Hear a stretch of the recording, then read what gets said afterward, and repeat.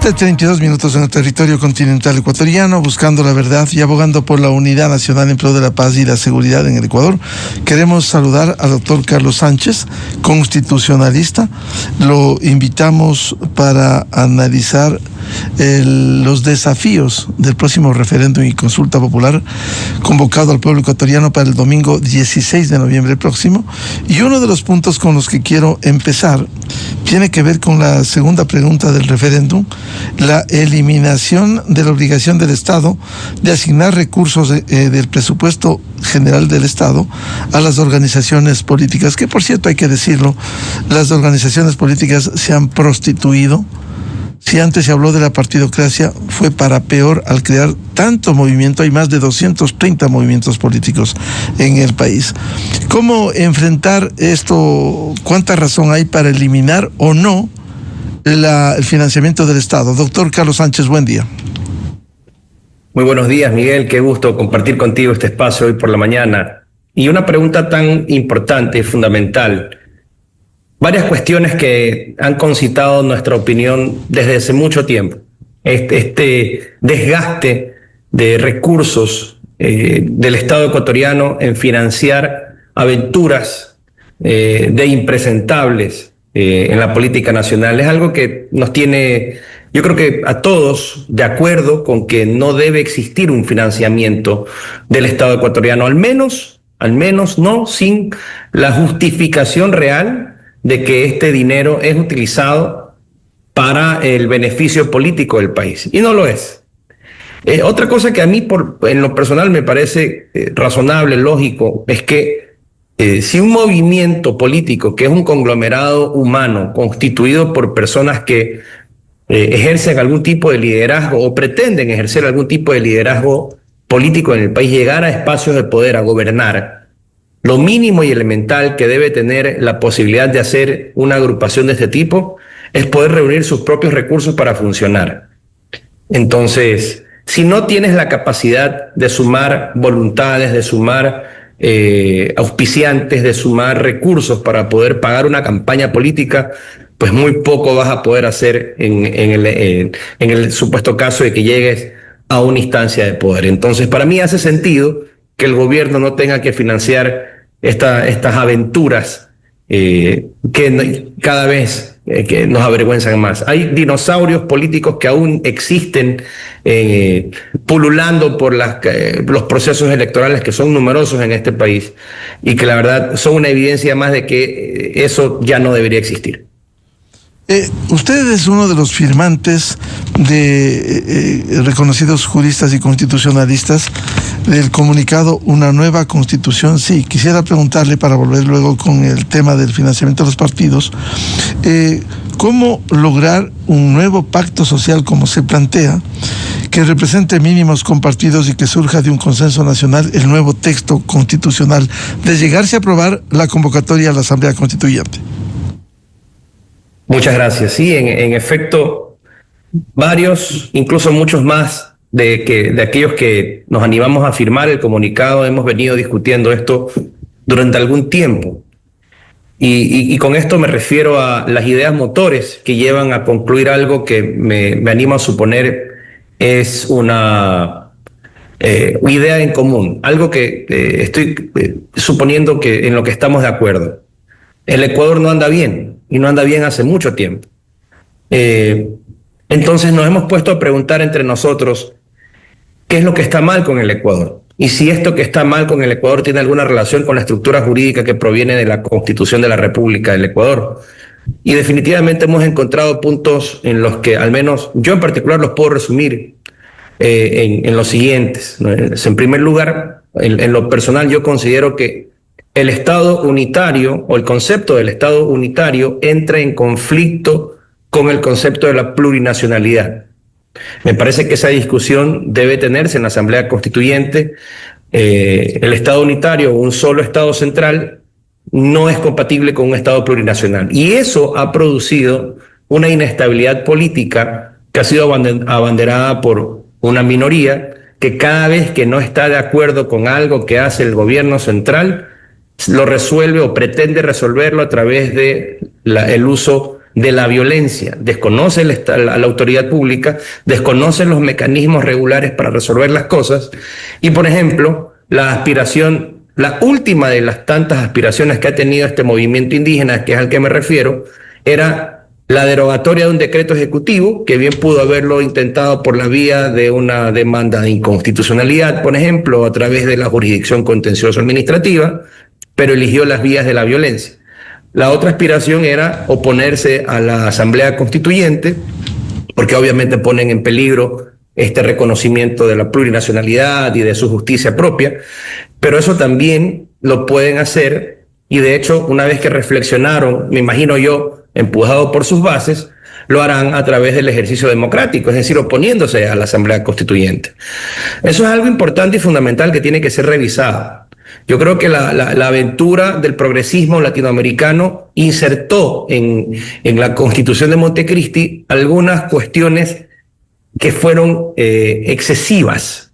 Estos reconocimientos de una plurinacionalidad, que no es lo mismo que la multiculturalidad, para mí fue excesiva y se presta para este tipo de rupturas del concepto del Estado unitario. Incluso para que nos ilustre, doctor Carlos Sánchez, con una contradicción. Se habla de la plurinacionalidad, es decir, varias nacionalidades dentro de una nación, y el artículo 1 de la Constitución habla del Estado unitario, único. ¿Cómo es eso? Es que no hace sentido, entra en contradicción, y por eso usted ve a los líderes del movimiento indígena que cada vez más han ido evolucionando en su discurso divisionista. Hablan de su propio territorio, cuando el Estado les reconoce que tienen un territorio ancestral, que no es lo mismo que tener su propio territorio dentro del que no permiten el ejercicio del poder del gobierno nacional. Eso no dice la Constitución. Hablan de que están formando su propio ejército. Hablan de que tienen su propia justicia, y evidentemente la tienen porque la Constitución se los permitió. Ese es otro error que rompió el principio de la unidad jurisdiccional. Un Estado contemporáneo, un Estado moderno, que se digne de ser un Estado razonable, ejerce su propia justicia, que debe ser una sola justicia. Y entonces vemos cómo tenemos que contemplar como este Ecuador bidimensional. Si usted cruza la vereda del frente y de pronto se ve involucrado en un conflicto que tiene una supuesta naturaleza de justicia indígena, podrá ser sometido a sanciones que son violentas, que implican agresiones físicas y procesos de humillación pública. Eso no dice la Constitución, pero lamentablemente a esa interpretación hemos llegado. Entonces, para mí este es un segundo problema que tiene que ser revisado. La justicia indígena y su concepto rompe el principio de la unidad jurisdiccional y lesiona gravemente el Estado ecuatoriano. Otra cosa que me parece fundamental es que la forma en que se integran varias instituciones, y eso también está en la Constitución, como el Consejo de Participación Ciudadana y Control Social, la Asamblea Nacional y demás, es insostenible. Nuestro problema, aunque es contradictorio, no termina siendo legislativo, normativo, sino humano. Pero claro, ¿quiénes son las personas, los seres humanos que llegan a integrar estas instituciones? Las personas que autorizan la ley y la Constitución. Entonces, con estos principios que ya en el ejercicio excesivo de las garantías, cualquier persona puede llegar a ocupar una posición de importancia. Tenemos que Ecuador se ha venido desinstitucionalizando porque las instituciones están destruidas. Resulta que están al frente de numerosas instituciones quienes no deberían estar al frente de estas instituciones. Y eso solamente ocurre porque se privilegian intereses políticos y no los intereses del país. En concreto, si usted a una multinacional quiere entrar a trabajar, o al revés, si una multinacional o una empresa de primer orden nacional en el país quiere contratar a un gerente, contrata a una compañía especializada en recursos humanos. No lo hace cualquiera parecido que logró llegar a un espacio de poder para poder seleccionar a través de un supuesto concurso de mérito y oposición. Eso no existe. Ha quedado en evidencia que nos fingieron la supuesta participación ciudadana, en teoría abstrayéndose de los partidos políticos, pero eso es completamente falso. El Consejo de Participación Ciudadana ha sido una galería de delincuentes, y esa es la triste realidad a través de la cual se han ido eligiendo a nuestras autoridades en el país. Eso tiene que cambiar. Eso tiene que cambiar. O bien desaparece el Consejo de Participación Ciudadana, o bien se transforma de tal manera que las personas que lleguen a ocupar esta posición cumplan algunos requisitos elementales, como también deberían cumplir requisitos elementales quien pretenda o procure llegar a una Asamblea Nacional. Y esto va a entrar en conflicto con lo que ya ha resuelto la Corte Constitucional. De nuevo, rasgándose las vestiduras con estos principios dogmáticos de que por no discriminar a nadie, entonces cualquiera puede ser asambleísta. Mientras esto siga ocurriendo, el Ecuador va a estar en manos de cualquiera para legislar, de cualquiera para fiscalizar, y cualquiera incluye, como ha pasado ya, delincuentes o gente que no está preparada para ejercer un espacio de poder. Y eso es un camino cierto hacia el desastre. Claro, precisamente por lo que usted señala, doctor Carlos Sánchez, implica, amerita y urge una reforma política en el país para que no se llegue a la Asamblea Nacional, por ejemplo, simplemente con el mínimo de tener la nacionalidad ecuatoriana y tener los 18 años, mayoría de edad. Es decir, ¿con qué experiencia se puede llegar a legislar y a fiscalizar en el país, como usted dice? Terrible. Para ser juez de primer nivel tienes que cumplir un mínimo de años de experiencia académica y profesional. Para ser juez de una sala de la corte, lo mismo, incluso más. Para ocupar cualquier posición, cualquier espacio razonable de poder, debes cumplir ciertos requisitos mínimos, no elementales. No tiene sentido. Ahora, otra cosa que me parece fundamental que debe revisarse, debe aprovecharse esta Asamblea Constituyente para revisarse en caso de llegar a darse. Yo creo que cuando uno piensa en qué está mal en el país, lo primero que se le viene a la mente es la grave crisis de inseguridad que proviene de la delincuencia organizada, de la narcodelincuencia organizada. Y entonces, desde la perspectiva más obvia, lo que al ciudadano común le preocupa es ver permanentemente este carrusel de impunidad en el que la Policía Nacional, las Fuerzas Armadas y la Fiscalía y los jueces hacen un esfuerzo por combatir a la delincuencia, pero este esfuerzo se ve mermado porque la más elemental de las justicias implica que un delincuente debe estar en la cárcel y eso no ocurre. Y resulta que, claro, la prisión preventiva es una medida cautelar, no es una pena, sí. La prisión preventiva es una medida cautelar excepcional en el primer mundo, así debe ser. Pero ahí es donde recordamos que Ecuador no está en el primer mundo. Y también recordamos que el derecho es una herramienta que debe estar al servicio de la ciudadanía, de la sociedad, y no debe ser un obstáculo para que esta sociedad pueda desarrollarse. Entonces la prisión preventiva debe transformarse en lo que sea útil para el Ecuador. ¿A qué me refiero? No puede seguir pasando que un delincuente que queda grabado en evidencia, que queda grabado en videos, y que ese video llega el mismo día que ocurren los hechos, a conocimiento de todo el país, incluido el juez que tiene que conocer su formulación de cargos y el fiscal que tiene que acusarlo, quede en libertad ese mismo día porque resulta que por la aplicación de la presunción de inocencia, que en este caso a mí me parece se vuelve algo relativa, porque usted ya sabe quién es y qué hizo, y si se trata de un delito grave, irreparable, que pone en peligro el resto de la sociedad, se impone por sentido común que en este tipo de circunstancias la prisión preventiva deje de ser excepcional y este elemento peligroso que definitivamente ha causado un daño y que definitivamente sabemos quién es y qué hizo sin tener que esperar todo el largo decurso de un proceso penal, pues debería quedar inmediatamente privado de su libertad. Eso debe revisarse. Porque la excepcionalidad de la prisión preventiva es una garantía del primer mundo que está contenida en el marco de convencionalidad y todo lo que usted quiera. Pero las cosas en la vida real ocurren de otra manera.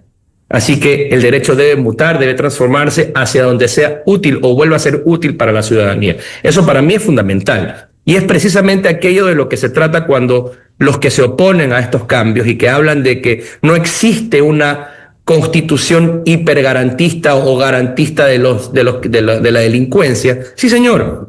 La excepcionalidad absoluta e irrefutable de la prisión preventiva es una institución garantista de los derechos de los delincuentes, como también lo fue haber eliminado la posibilidad de que se instalen bases militares extranjeras en el país. Eso abrió las puertas, junto con la dinámica política del momento en el que el progresismo en Latinoamérica abrió las puertas con un sueño válido además, un sueño que sonaba muy bien, de la patria grande, de la integración regional. Pues resulta que Ecuador, a usted le consta, Miguel, a mí también me consta, tengo la suficiente edad para decirlo, Ecuador se transformó desde entonces y hasta la fecha en algo que no era, un país violento.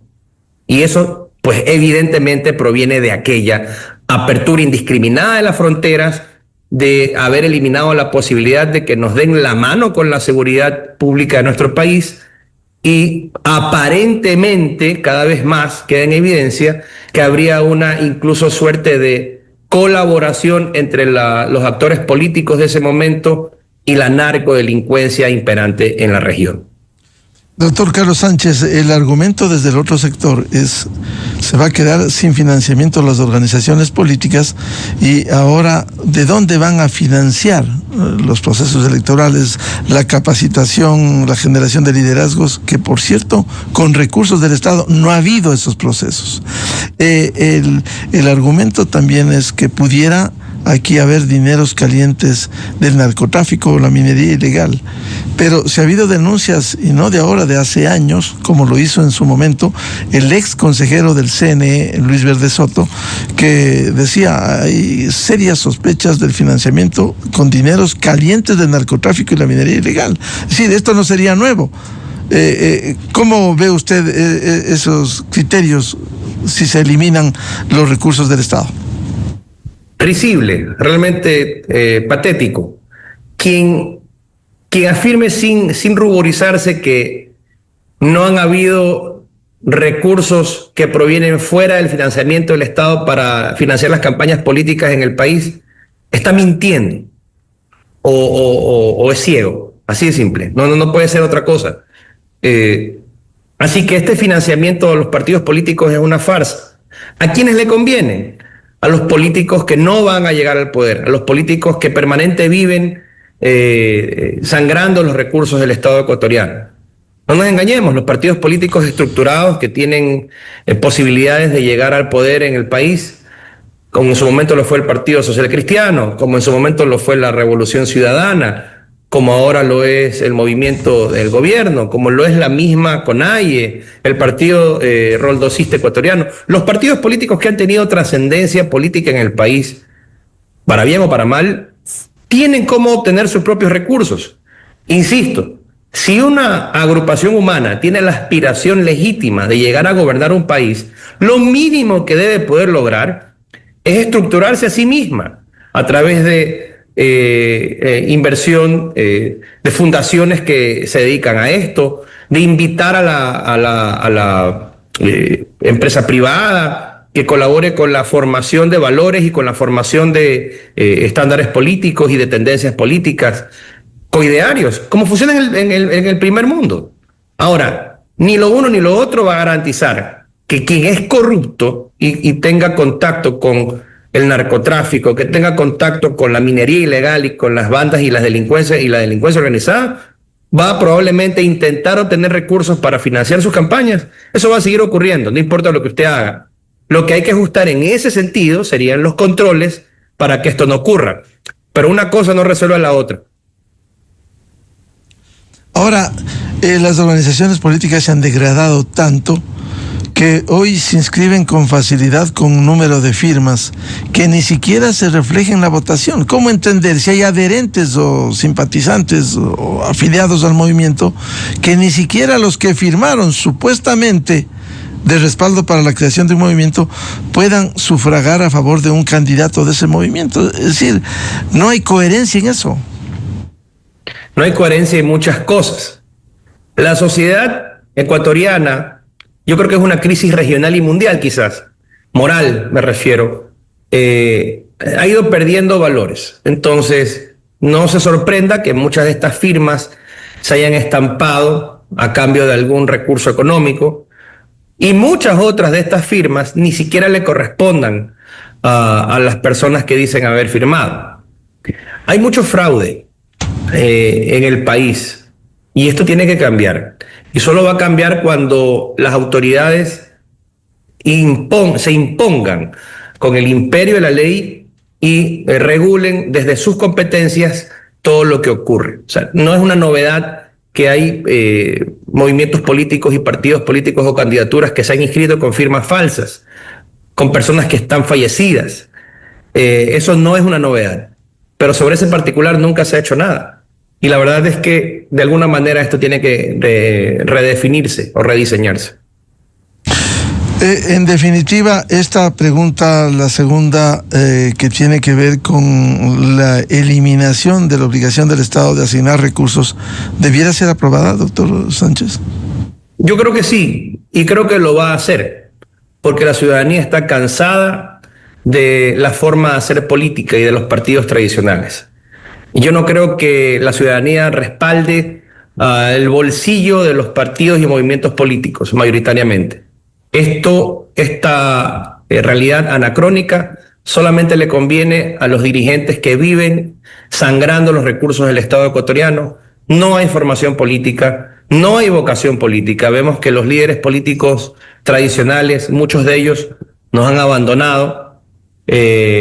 Otros simplemente pues han sido puestos en evidencia y ya no resisten más el menor análisis. Han quedado caducos para la historia de política del país. Y hay una nueva realidad. Hay pocos nuevos líderes políticos, pero esta nueva dinámica de la política nacional es básicamente quién es menos delincuente o quién es más delincuente que el otro.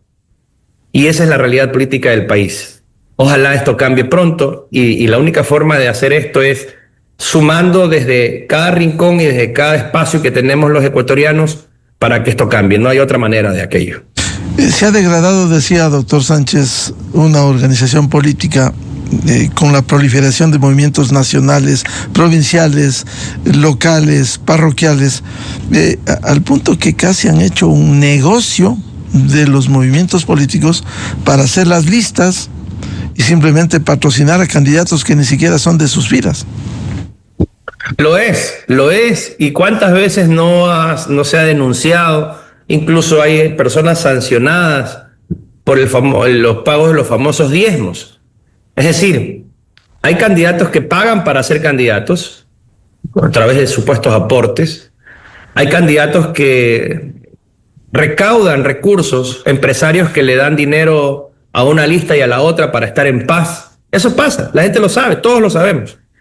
Y cuando llegan al ejercicio del poder, hay políticos que lamentablemente fingen tener asesores y les piden parte de sus ingresos económicos y que realmente no son asesores y no asesoran a nadie. Esa es la realidad de nuestra política nacional. Por eso es que ha calado hondo en el país la idea de desfinanciar esto, de quitarle nuestros recursos a estas personas, que vean lo que tengan que hacer para financiar sus proyectos, que busquen, que sean creativos y que tengan iniciativa propia. Mínimo eso para empezar, yo creo que es válido. Y también estamos cansados del ejercicio abusivo del poder. Esto de esta corrupción que hay en cada instancia, cada institución del país, tiene que desaparecer. Bien, al doctor Carlos Sánchez, constitucionalista y quien se adhiere por una nueva constitución en el país, por cierto, con ciertas condiciones, como resultado de un nuevo pacto social que represente mínimos compartidos y que surja de un consenso nacional. Doctor Sánchez, muchas gracias por atender a la revista de Opinión Democracia. No, muchas gracias a ustedes por darme este espacio y siempre considerarme para mi opinión. Un abrazo y buen día para todos. Muy buen día. 7:56 en el territorio continental ecuatoriano. Vamos a una pausa y ya volvemos. Diálogo previsto con el economista Alberto Acosta Borneo de Análisis Semanal. El tema, vamos a hablar sobre las telecomunicaciones a propósito de la renovación de los contratos con las telefónicas Movistar, ahora Tigo, y claro, que se prevé ingresos por $1.550 millones. Las telecomunicaciones como un motor de inversión, innovación y desarrollo para el Ecuador. Desde 1984 con Gonzalo Rosero. la revista de Opinión Democracia. Siempre líderes, siempre confiables. Enseguida